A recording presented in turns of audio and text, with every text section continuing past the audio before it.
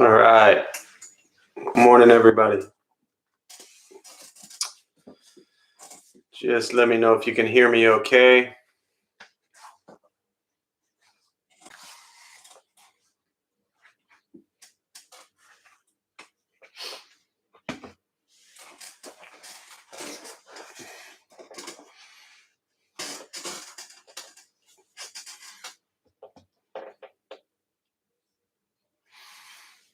Just give me a thumbs up if you can hear me, please.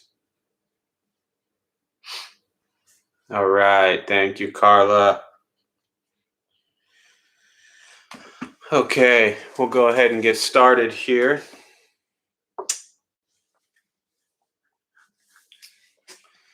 You can all join palms as we begin.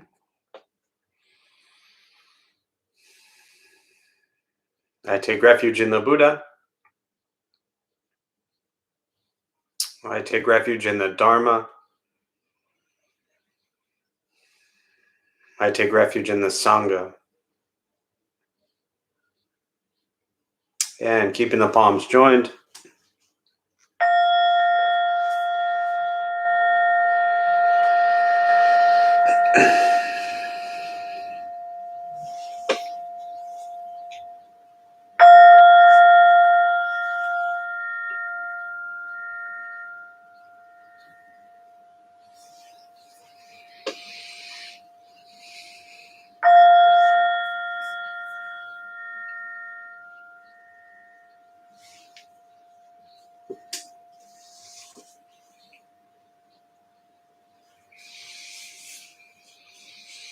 All right.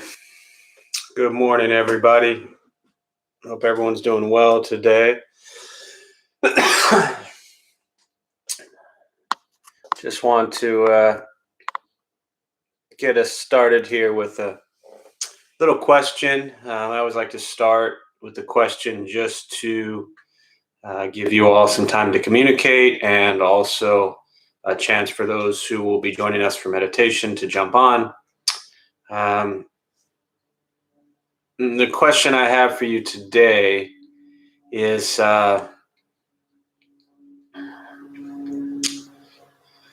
see. Well, let's reverse this. What questions do you have today? We'll do it that way. I did that once a while ago and seemed to go well. But normally I start with a question for you, but I got none. So I'm going to throw it back on your lap. And what questions do you have for me? If you're joining us for the first time, welcome. You'll see a chat box there somewhere on your screen. And feel free to type in as little or as much as you like. Again, the question, I'll go ahead and type it in here. It's a difficult one. What questions? Sorry, I can't spell here. Do you have for me?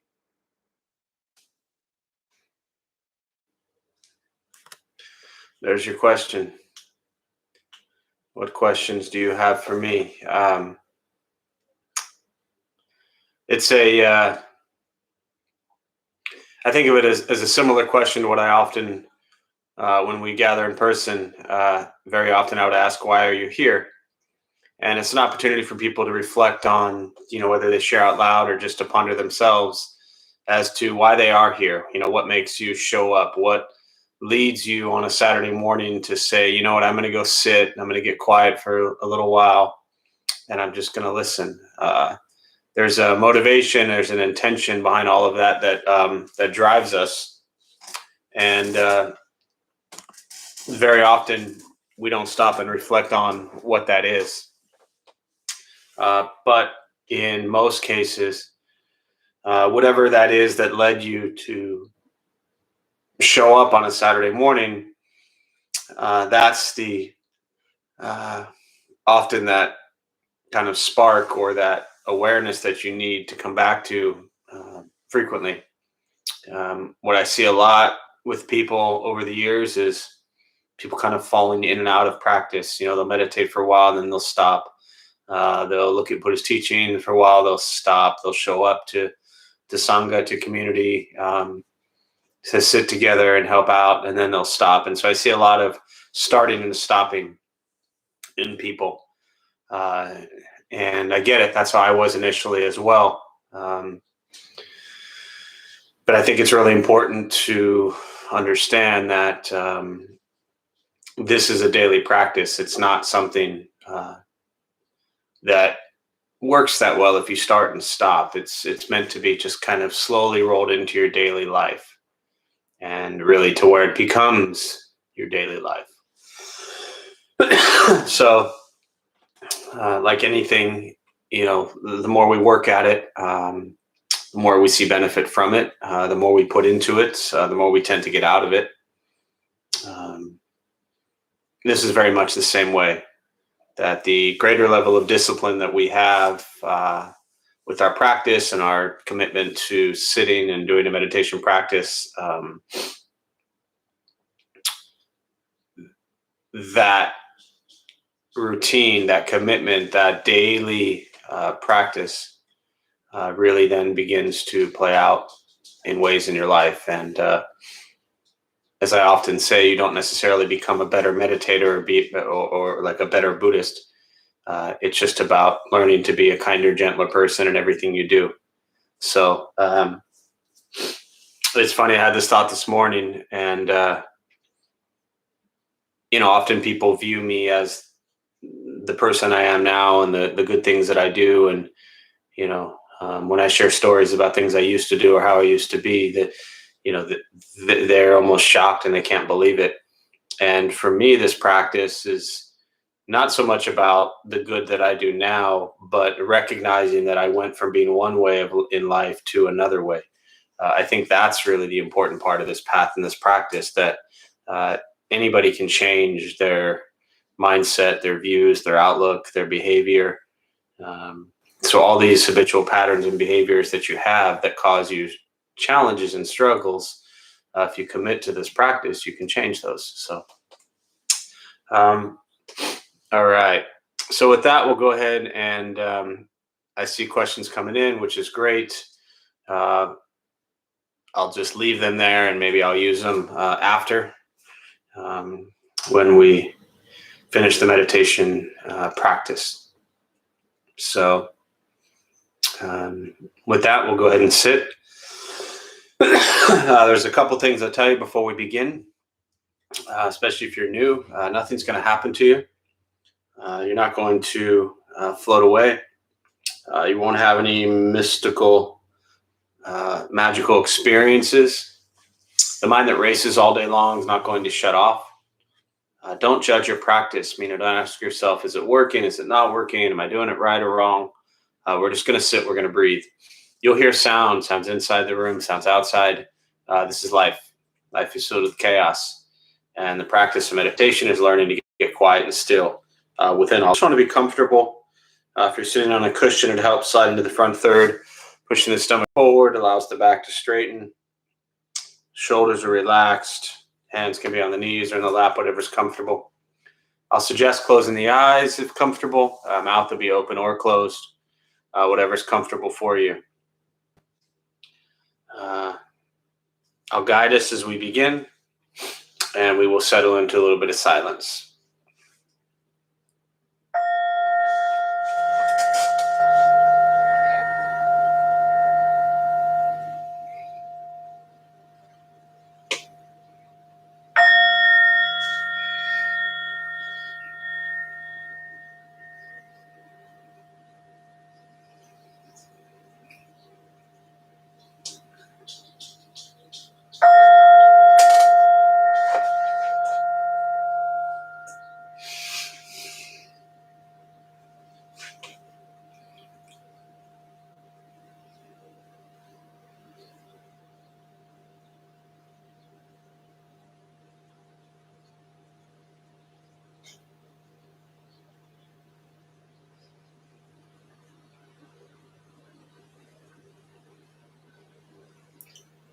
And again, starting with the eyes closed if comfortable, or slightly open.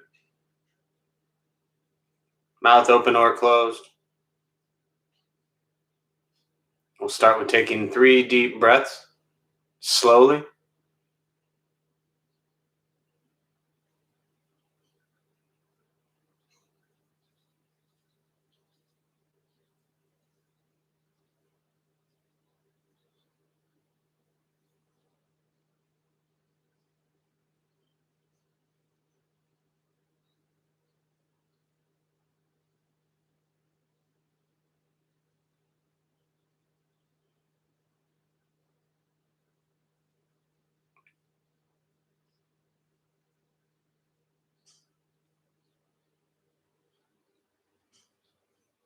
And eventually, you'll settle into a natural rhythm of the breath.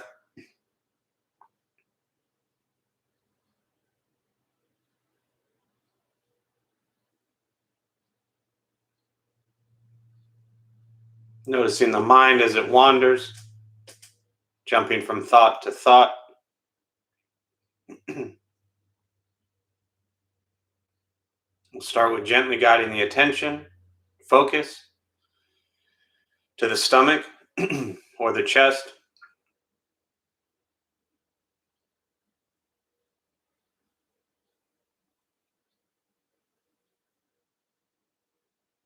Breathing in, feel them rise.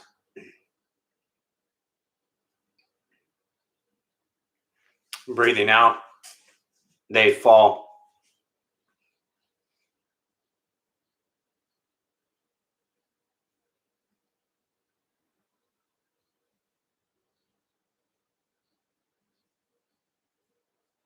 Simply continue this practice,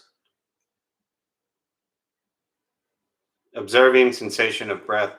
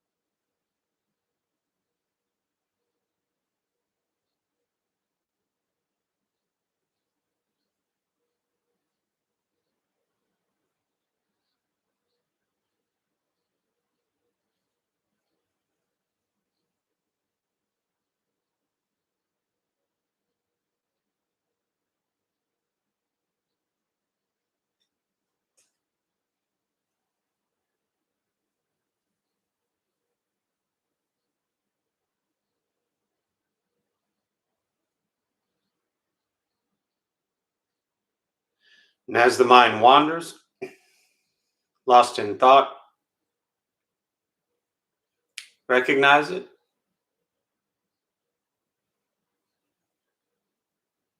release that thought, return attention, focus to the breath.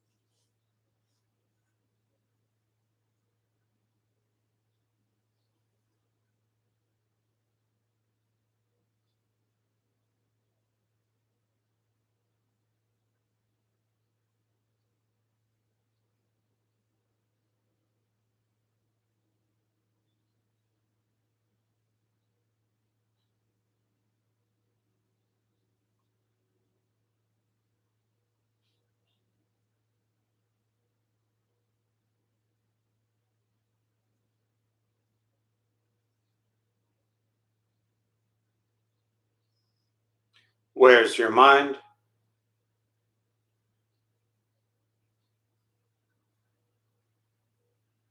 Lost in thought.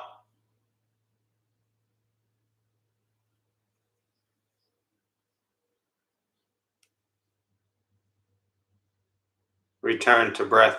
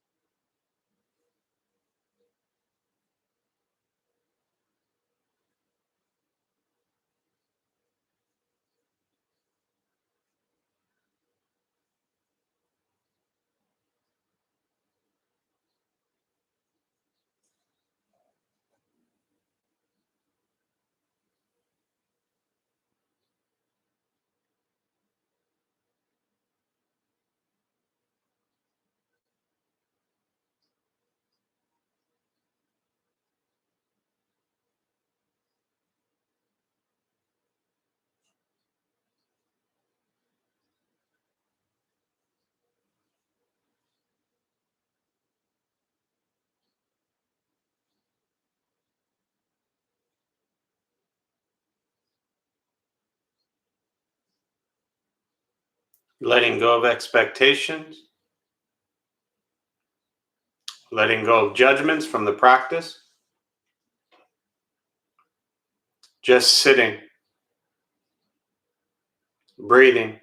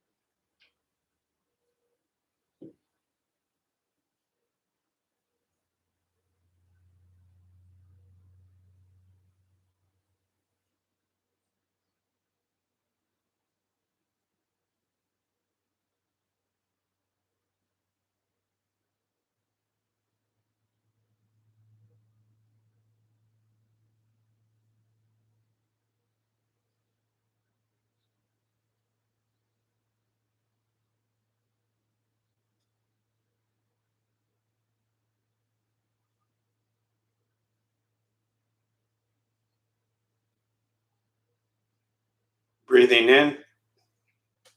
Follow breath in. Breathing out. Follow breath out.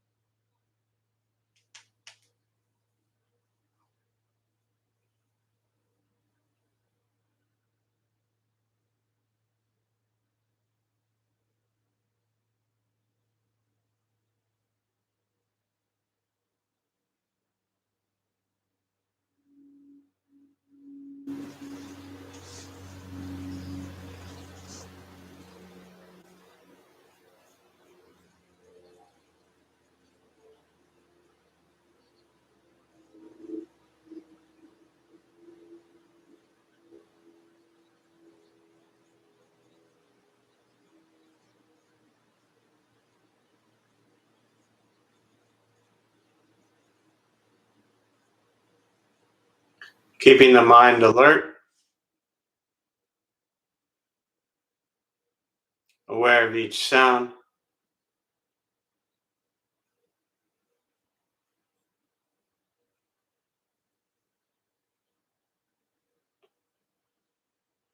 each thought,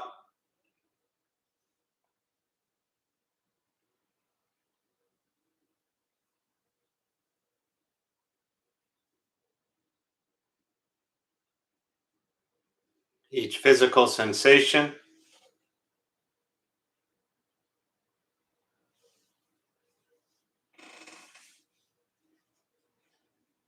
and yet concerned with nothing but sitting, breathing.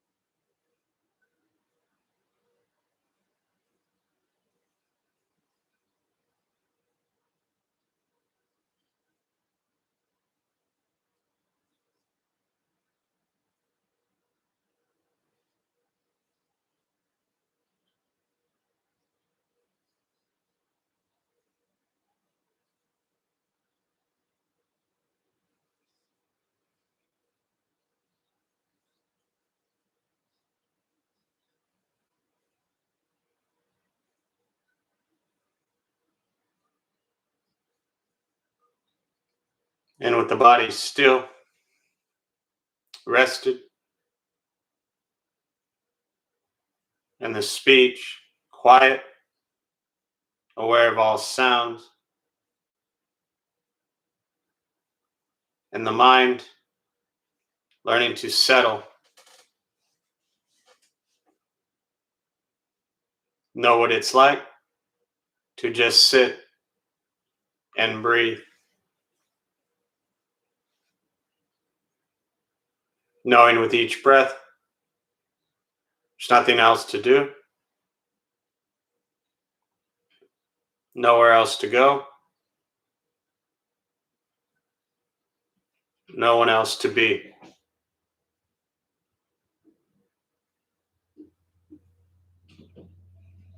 Everything beautiful, exactly as it is. Sitting, breathing.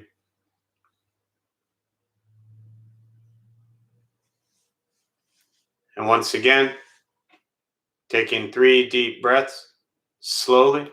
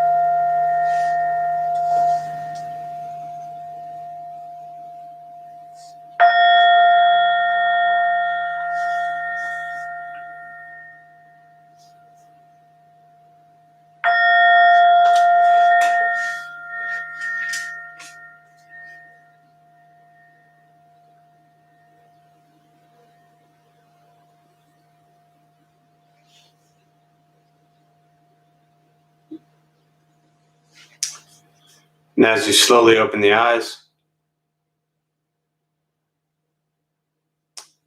slowly begin to move. And most important, with the practice of meditation, is to recognize how you feel now, immediately after. Compare this to how you typically feel throughout your day. Recognize the difference, if there is one. Ask yourselves how you prefer to feel every day for the rest of your life. And realize however you feel now, if it's quiet, calm, and still, or a busy mind, racing mind, whatever you're sitting with at this moment, has nothing to do with anything I said. It's nothing to do with how we sit and hold the hands or cross the legs. It's nothing to do with the sounds around us or anything else for that matter. It has everything to do with your own mind and your own mind's reaction to an external condition. This is what the Buddha called pratitya samuppada, means dependent origination. This is the basis of the Buddha's awakening. What it means for all of us is every moment of our lives, things happen and we react. More stuff happens and more reactions. This practice is learning what it's like to respond to something quietly, peacefully, still. Because for most of us, the way you responded to the last 20 minutes is quite different from how you respond to everything else that's happening throughout your day. So all we're working on is closing the gap, or the way you feel now is closer to how you feel always. Just as driven, motivated, productive, successful, whatever that means to you in your respective lives. But with a mind that's steady, clear, focused, distracted by nothing, disturbed by no one. This is not an easy practice. It's not necessarily fun.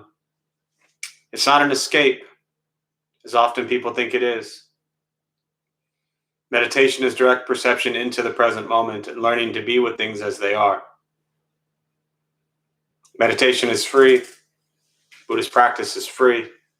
Sitting, breathing, learning to be kind to yourself and everybody else you encounter in your life.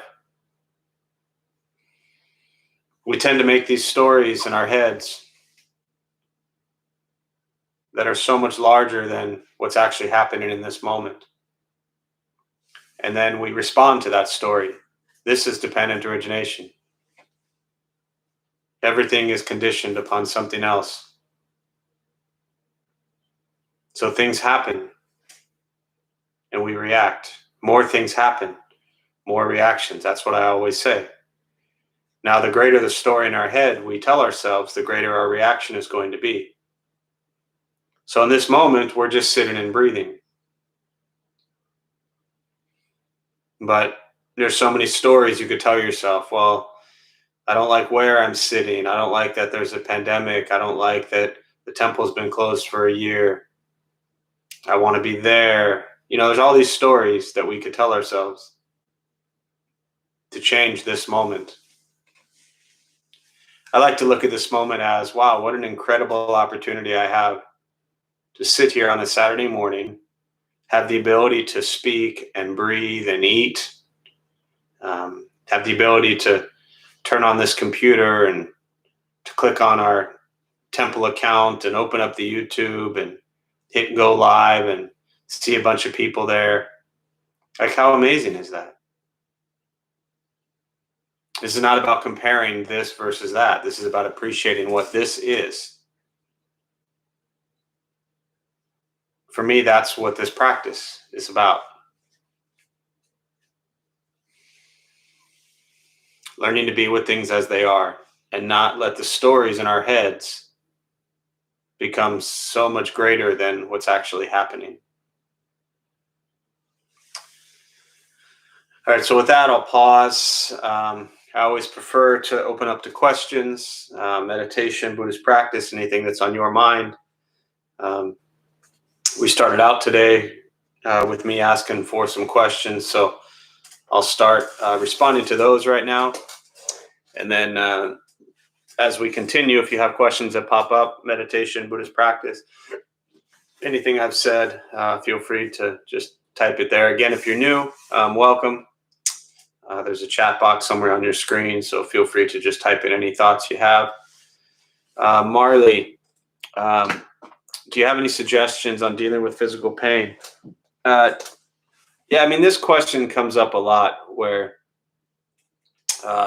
And some of this, I'm sure you've heard me say, so it might sound like I'm repeating myself, but this is for everybody as well, that Buddhist practice doesn't fix physical pain. Um, Physical pain is the most present thing, or one of the most present things there is. So physical pain is an incredible opportunity to practice present moment. There's a great story years ago. Shinra Suzuki was teaching at the San Francisco Zen Center, and there was a guy who came in, was sitting, and I think he was a football player, and he was describing all the physical pain he was in, and Suzuki was just smiling and looking at him and saying, "Wonderful, wonderful. You finally know what it's like to be present." Now, this is where the teaching of the second arrow comes in, that when we have physical pain, often we make it much worse than it is mentally and emotionally. So if I have chronic pain, then the practice is to recognize and be with chronic pain, physical pain. But then it's very easy for me to become emotionally, say, upset that I have physical pain. So now I'm in pain and I'm upset. Now that I'm upset, I'm sad that I'm upset. So now I'm in pain, I'm upset, and I'm sad. And then I decide, well, I'm in pain, I'm upset, I'm sad, so now I'm depressed. So now I'm depressed, I'm sad, I'm angry, upset. I think I added angry. So I've added on all these arrows, right? I remember when I was a kid, I was about 12 years old, and we had a baseball tournament in Las Vegas. And it was a tournament that I think it was like the semifinals or something like that. And towards the beginning of the game, I got spiked in my shin, and pretty bad. It ended up being about 2 inches deep and needed stitches and all that stuff. But I got spiked early on in the game, maybe second or third inning. And when it happened, it hurt pretty bad. I was a pretty stubborn, tough kid, and so I wasn't going to stop, and I kept playing.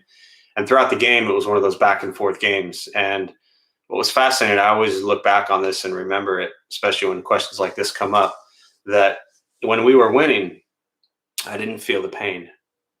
When we were losing, I felt the pain. And so as the game went back and forth and I emotionally responded to the physical pain differently, the physical pain actually felt different. Then the game was over. We won. I felt great. Everything was, we were celebrating, excited. And then I got in the car with my parents to drive to the hospital to get it, or wherever we went, urgent care, to get it stitched up. And the whole drive there, I was in tremendous pain. So the pain itself wasn't any different throughout this entire experience.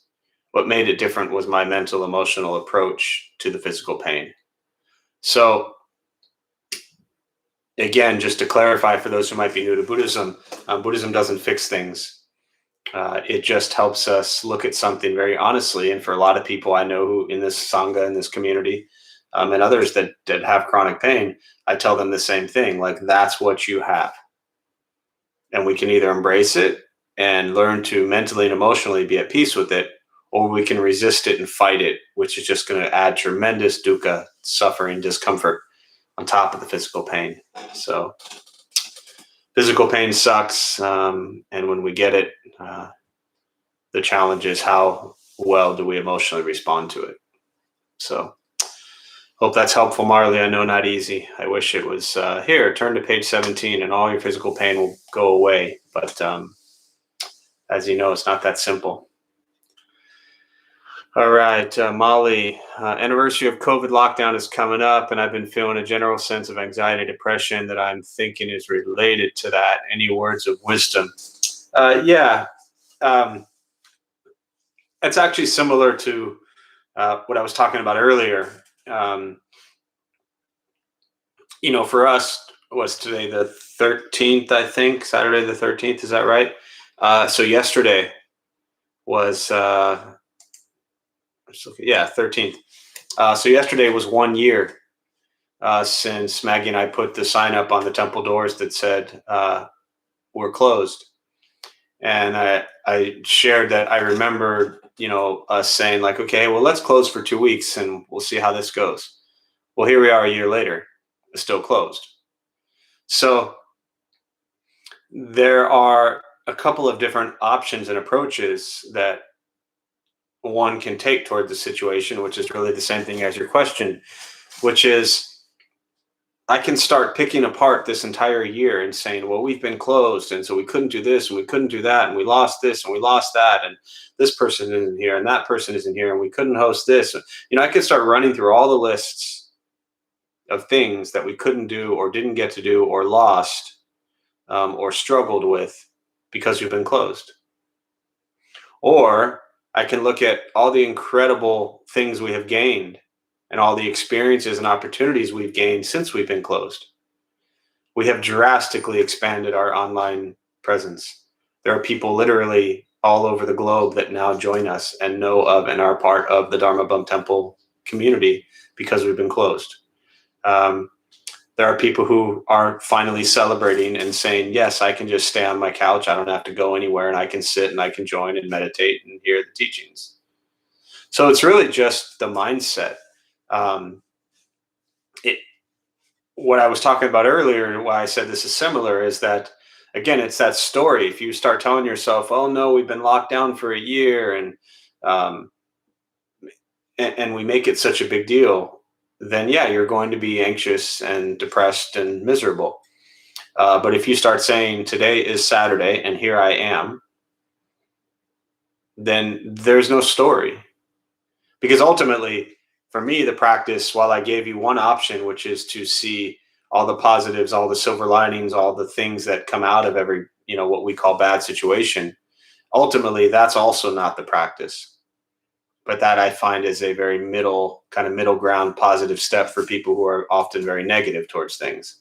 Try looking at the bright side of things, the positive sides. But ultimately, the practice is not to do any of that. It's not to make this last year a story at all. It's not to spin it in a positive way or negative way at all. It's to recognize that here I am right now. I am alive. I am breathing. I have food to eat. I have a place to sleep. I have clothes to wear. I have people that care about me. What an incredible life and opportunity I have in this moment.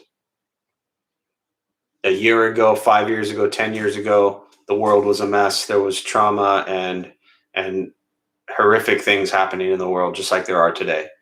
Is what we're dealing with today different from what we've been used to? Absolutely. But when the lockdown, as we call it, at some point in time is over and the world goes back closer to how you knew it to be, let's not fool ourselves in thinking that all of a sudden everything's just going to be fine again. Right? I'm pretty sure all of you, and I'm speaking to everybody here, came to meditation and Buddhist practice, or I shouldn't say that. That's not true. At least all of you that I see here that I know, you've all been around well before the pandemic started. So that means there was a level of stress and anxiety and trauma and depression and sadness in your life already. The pandemic may have not helped it, but it didn't cause what you're going through. You were dealing with all that stuff already. The pandemic just became the latest challenge and obstacle in your life. And when the time comes that is behind us, there you will be faced with another thing to say. Your question literally could change that as the anniversary of, and then just fill in the blank.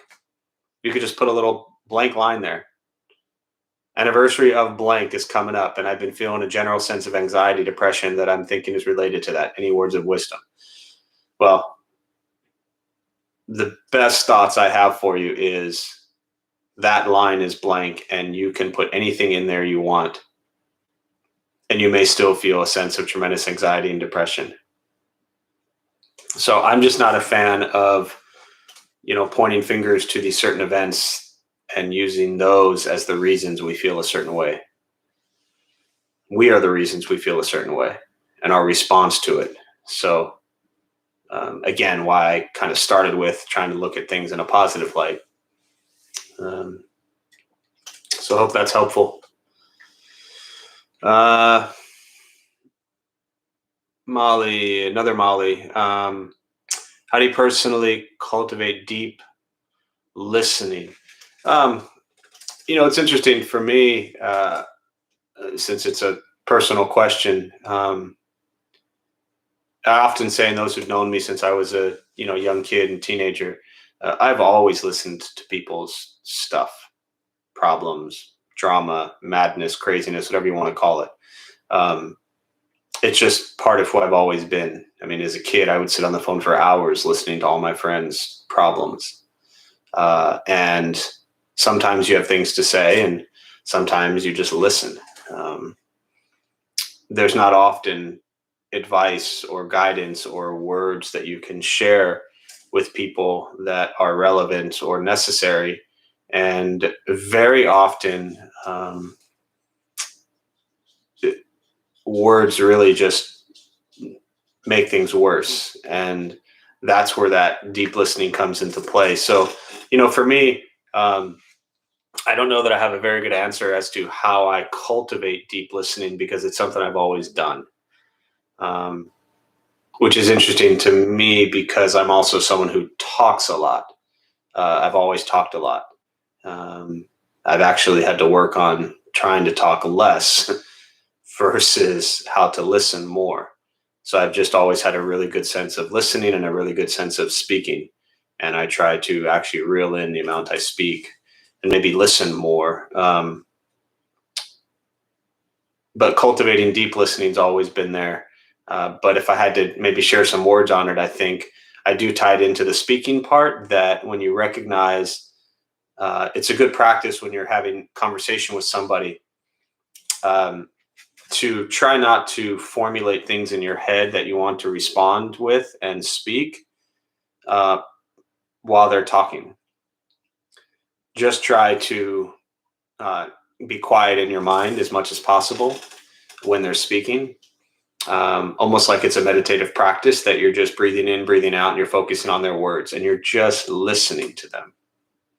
You're not judging them. You're not critiquing them. You're not trying to come up with a response or an answer. You're not trying to solve their problems. You're just sitting there quietly as if it's a meditation, and you're listening. And let all that settle in for a while before you respond. Sometimes people could rattle off something to us for 10 minutes, and there was something that they said 2 minutes in, and we've had our response like loaded and ready to go. So for the next 8 minutes, it was like Charlie Brown, like wah, wah, wah, wah, wah. And then we wait for them to shut up and stop, and then we just shoot back what we were thinking from 8 minutes ago. And we really failed to actually listen to everything they're saying. So part of it, I think, is also recognizing that if we do want to respond to people in a proper, healthy, appropriate way, we have to actually really pay attention deeply and care about what they're saying, and care about what they're saying way more than caring about what we have to say. So hope that's helpful, Molly. Let's see here. Joe, what is your biggest regret? For me, that's an easy one. I mean, I've done so many things wrong in my life, so many things that I could regret. And, I tend to have a lot of things in my life I've done that I look back on and they weren't right. They weren't good. And I'm sorry that I did them, but I don't necessarily regret them. Then there are things that I look back on my life, and there are things that I did that I shouldn't have done, and I'm sorry I did them, and I do regret them. And those are things that have to do with hurting people.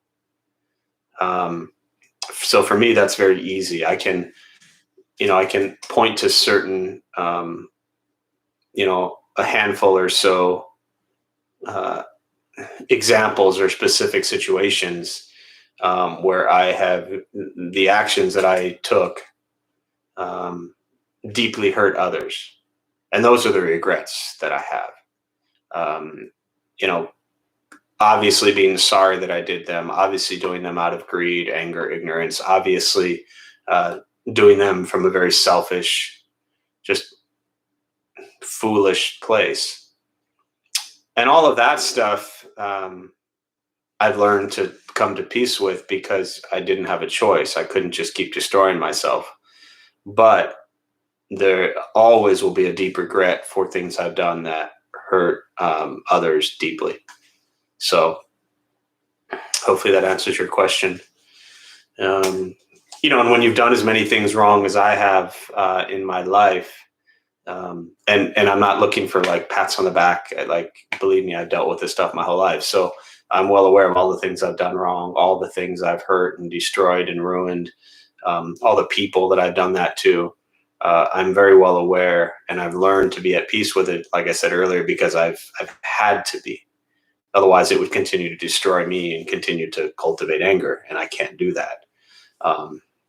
But yeah, there's a deep regret for people that, the situations and the people that I've hurt. Benton, how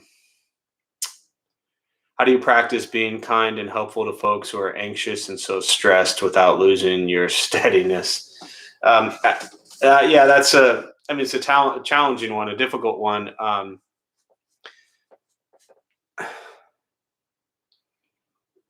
For me, I look at the Buddhist teachings on equanimity. And in dealing with people, I tend to think that the whole world is anxious and stressed. Some more than others, some more immediately, in our face than others. But I do my best to view everyone as someone who suffers, someone who's experiencing dukkha. And so I don't, I try not to get into this place where I'm going to pick and choose who I want to interact with, or who I want to help, or who I want to be patient with. All these things, the Buddhist teachings on generosity, morality, patience, diligence, concentration, wisdom, kindness, compassion, all these kind of key buzzwords we always throw out there. They're there to be practiced all the time with everyone, not choosing who and how. And so I think, to answer your question very specifically, their anxiety, their stress is not mine. So I learned 25 years ago, I was working in a group home counseling adolescent females who'd been physically, sexually, emotionally abused. And my mentor, the psychologist, she was wonderful. And she said, Jeff, when you show up to work with this population, show up, bring all that you are, care about them, love them. And then as soon as you walk out that door, just leave it. Because if you carry it with you, it's going to destroy you. And obviously, I didn't quite get it as a 20-year-old kid back then. But when I look at it now and I think of all the work I've done in, prisons and working with abused kids still to this day, and veterans, and just the general population at large, everyone is carrying their own story and their own mess and their own trauma. And the practice is to show up and be present with them without creating a story about them in your head. So, like you say, the people who are anxious and stressed, well, that's their situation. It's not yours. So try not to internalize their anxiety and their stress. Keep that. For me, I think of it as a wall, but I don't mean a wall is closed off. What I mean is keep it at a safe distance to where you're not attached to their story. You can see their anxiety, you can see their stress, but the practice of equanimity is to stay steady without their emotions becoming yours. So it's a difficult practice, but just try to see them as humans who are suffering, because they are, just like we are. All right, Marley, though. You're welcome, Marley. Okay, thank you. Very real world, realistic explanation of pratitya samuppada, reaction stories, arrows, more reactions, etc., end result. Yeah, absolutely. It really is that we create such a large story in our head that sometimes we can't even get out of the story. I'm not oblivious to the fact that there's a pandemic and that we're all living in it, and it's a very dangerous, unsafe time right now. But I'm also not going to allow it to throw me into the corner and hide and live in fear. I'm just going to embrace what is the kindest, wisest way I can approach this at this moment. And that's it.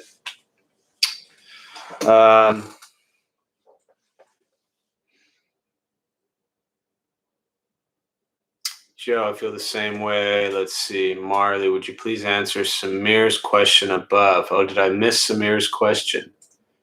Hang on, let me scroll up. Well, why is the Buddha often depicted with a big belly?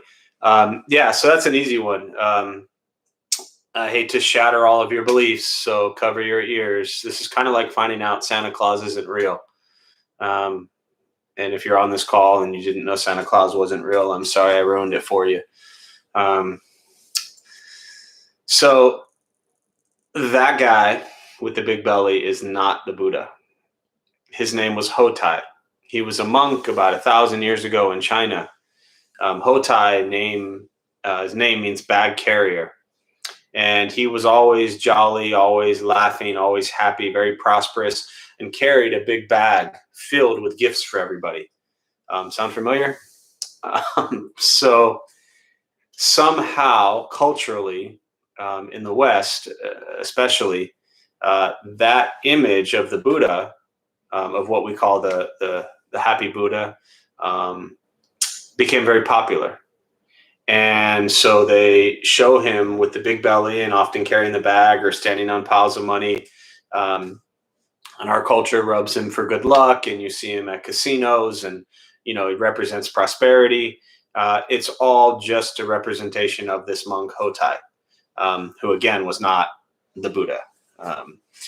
And while I love that image, and it's people, who aren't even Buddhists seem to love the image because he's happy and he's jolly.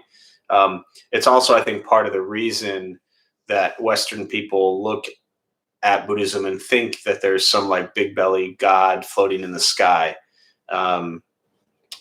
because of that image, where the Buddha image of Siddhartha, the actual human, is just human-like. And Hotai's human-like as well. I shouldn't say that. He just has a big belly, but he looks more of a character, I think. And so there's a lot of confusion when people see this image, and they think, how come the Buddha has a big belly here and he's very skinny over here?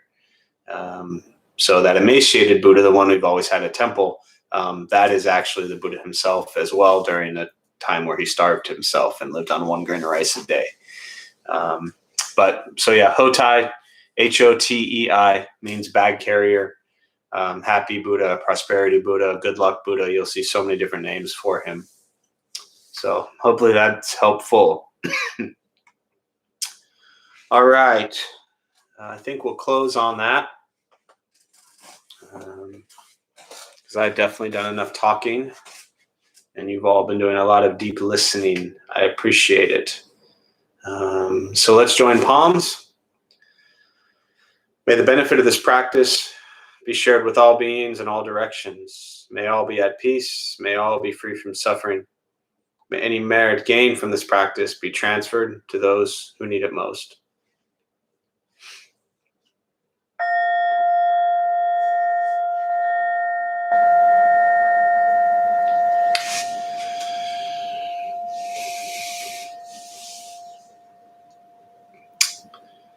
All right. Thank you all. A few quick announcements on some things coming up. Thanks for being here. My name is Jeff. I'm a Dharma bum. We opened up the temple 14 years ago to introduce Buddhist practice to those who show up. As I mentioned earlier, we have now been closed for a year. We have just about all of our classes online, YouTube and Zoom. We have our Monday through Friday morning meditation, our college group, our teenage group, recovery, Sangha, for those battling addiction. We have a couple book clubs going on. One, and they will meet today at 2:00. If you've never been, that's fine. You can still join. It's Orjin Chong Rinpoche's Pristine Mind. Marisa leads that. That's twice a month, Saturdays at 2. So again, that'll be going on today. And then Monday night, the 22nd of March, I believe, we'll start a new book study. That's our normal Zen practice night. The book is called Zen Seeds. She's a wonderful Zen master. The book, actually both books, are at Buddha for You. Buddha for You has also been closed for a year. But as you probably know, we have everything online now. So you can go to Buddha for You website and pick up the books there. Also, our volunteer program has been meeting the last couple weeks. Wonderful things coming out of that. I don't want to spoil the announcements, but we'll have some great opportunities rolled out community-wide pretty soon. So I'm grateful to everybody who's joining and helping create that program. So other than that, again, the common question, when are we opening? And I'm just going to start saying not today. The temple is still closed. It's not safe to be open. And so we still want people to stay home as much as possible, wear a mask, and do anything you can to make sure you and others stay safe. So I appreciate you being here. Grateful for this opportunity to share with you all. And please be safe. We'll see you all soon.